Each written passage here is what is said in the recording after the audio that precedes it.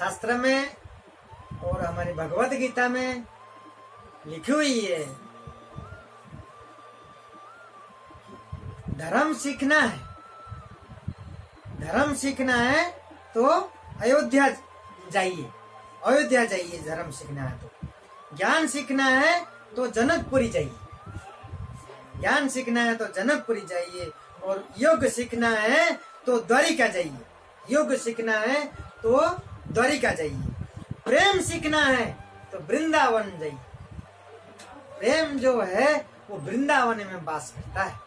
वृंदावन ऐसी जगह है, वो प्रेममय जगह है, वो वृंदावन में है। एक बार की बात है, एक चोर था, चोर। तो चोर की जो काम है वो चोरी करने का काम है, कला होती है चोर। तो एक जगह पे वृंदावन के अंदर कथा चल रहा था, भागवत की कथा चल रहा था।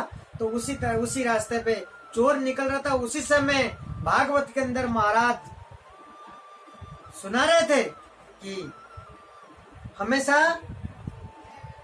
सत्य को पकड़ के रखना और सत्य पे ही चलना, सत्य बोलना है।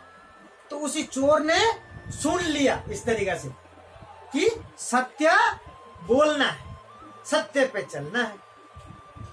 तो चोर ने सोचा जीवन में एक बार करके मैं देख लेता हूं कि ये सत्य पे चलने पे और सत्य को पकड़ने से क्या होता है मेरे साथ। तो सोचा है कि जब सत्य पे करना है तो सबसे बड़े जगह ढूंढूंगा। तो उस राज्य के जो राजा थे, तो उसने सोचा कि राजा के घर पे चोरी करूंगा और सत्य पे बोल करके करूंगा, देखता हूं क्या होता है। तो वो क्या करता है, तो तैयारी करके कुछ दिनों के अंदर वो राजा की महल में प्रवेश करता है चोरी करने के लिए। और जैसे राजा के महल पे प्रवेश करता है, द्वार पे द्वारपाल रोकते हैं, पूछते हैं आप कौन हो और कहाँ जा रहे हैं आप। तो उनको जवाब देता है, उसका अपना नाम बोलता है और बोलता कहाँ जाना है, क्या काम है। बोला अंदर जाना है, मुझे चोरी करना है। द्वारपाल सोच करके हैरान होते हैं, बोली कैसा इंसान है। तो कोई मन में सोचते हैं कोई खास होगा, राजा महाराज जी के कोई खास है, ये खास है तो तभी इस तरीका से बोल रही हैं। तो हमारी तो डांट पड़ जाएगी, इनको तो जाने दो, जाओ जाओ। ये हंस के इनको बोले जाइए जाइए। अंदर जाता है, अंदर जा करके महल के अंदर चोरों को तो सब मालूम रहता है कौन से जगह पे कहाँ पे क्या रखा हुआ रहता है। तो महल के अंदर एंट्री करके जैसे अंदर जाता है तो एक हार, कंठे की अच्छे सुंदर हार लगा हुआ लटके हुए महाराज के, तो वहां से उतार करके ले लेता है। वहां से ले करके हार ले करके छुपा करके और वहां से निकल करके जाता है। और जो भी जाते टाइम पे भी कोई भी पूछता है, बोले मिलके आ गए, बोला हाँ मिलके चोरी करके आ गए। मिलके तो क्या है, चोरी करके आ गए और चोरी सामान ले लिया, अब जा रहा हूँ। लोग हैरान होते हैं, बोले ये मजा ले रहा हमारी, ऐसे सोच करके उसको कोई कुछ बोलता ही नहीं है। ऐसे कह करके वो छोड़ देते हैं कहने के बाद, और वो महल से भी ले करके वो कंठी का माला जो है वो ले करके निकल जाता है। तो बाद में, इसके जाने के बाद में सफाई कर्मचारी सभी आते हैं, सारे जो काम काज करने वाला महल के अंदर, वो सारे चीजें सब अपने अपने स्थान में सामान रखते हुए, जो भी सामान रखता है उसका जिसका ड्यूटी है वो रखते टाइम में वो देखता है यहाँ पे कंठी माला जो है बहुत कीमती था, वो कंठी माला इस जगह पे लटके हुए थे, वो उसी जगह पे नहीं है, उसी जगह पे नहीं है। तो फिर अफरा तफरी मचता है, डुगडुगी मच जाती है, चारों तरफ बोलते हैं, सब महल पे सारे कर्मचारी जो है सब इकट्ठा हो जाते हैं, सब वार्तालाप चलता है कि ये माला यहाँ से कौन लिया, कौन आया, कब आया, कैसा आया। कोई चोरी होता है बाद में जैसे पूछताछ होती है कि कब आया, कौन आया, कैसे आया, किस समय ले लिया, कब ये यहाँ पे था, कब कितने बजे नहीं था। तो इसी तरीके से बातचीत होते होते महाराज तक बात पहुँचती है। और महाराज तक जब बात पहुँचती है, चारों तरफ एकदम सूचना भेज दिया जाता है कि यहाँ से किसने कब आया, क्या कैसे चुरा के, कौन लेके गया, कहाँ गया, किसने चुराया।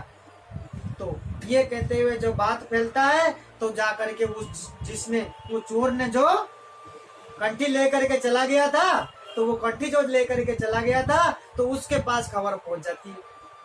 तो तो वो सुन लेता है कि इस तरीके से महाराज जी ढूंढ रहे हैं। अब उसको तो उसने सत्य उसको बोलना है और सत्य पे चलना है। ये सुना था कि मैं करके देखता हूँ, ये कह करके आया था लेने।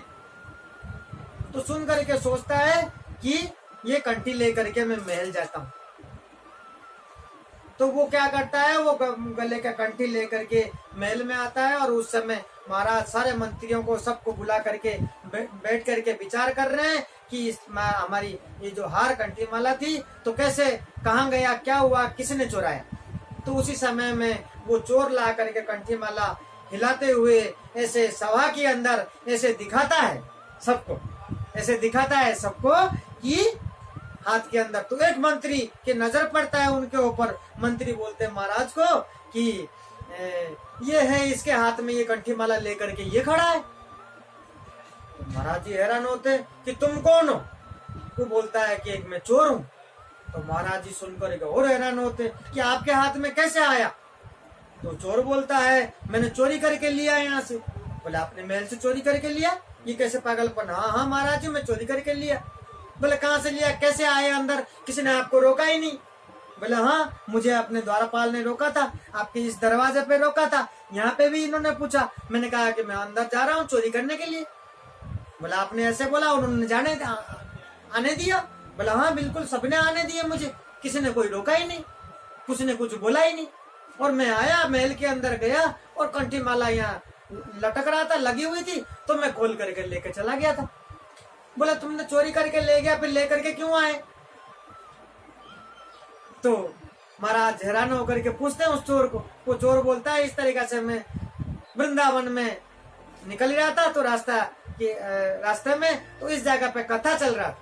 तो उसके अंदर महाराज जी बोल रहे थे कि सत्य बोलना और सत्य पे चलना हमेशा जीवन में जीत होती है और सफल मिलता है। तो ये सुन करके मैंने कहा कि चोरी करना है तो कुछ अच्छे बड़े घर में करूं, बड़े, तो इसलिए सोचा है कि मैं राजा के घर में करूं। तो इस तरीके से मैंने किया। बोले फिर तुम लेके क्यों आए। बोले लेके इसीलिए आया क्योंकि मैं लेके नहीं आता तो झूठ हो जाता। मैंने जब सुन लिया मैंने चोरी किया तो मुझे सत्य बोलना, सत्य पे चलना है, तो मैं इसीलिए लेकर के आया। तो मैं तो झूठा हो जाता, फिर गलत हो जाता, मैं सत्य पे कैसे रहता फिर। तो ये राजा सुन करके सारा सुनते हैं। राजा सुनते हैं, सुनते ही बोलते हैं कि तुरंत इसको मंत्री बनाया जाए, ये काम का आदमी है, इसको मेरे महल के अंदर मंत्री बनाया जाए। तो उस चोर को राजा के महल में मंत्री बना दिया जाता है। तो सत्य पे जो चलना है, सत्य पे बोलना है, तो हमेशा सत्य, हमेशा जीत होती है जीवन में। सत्य जो है हमेशा जीत होती है। तो इसी तरीका से हमारी शास्त्र और भगवत गीता जीवन में हमेशा उतारनी चाहिए। जीवन सफल करना है तो श्रीमद् भगवत गीता में भगवान के कही हुई बातें सब कुछ हमारे लिए लिखे हुए हैं।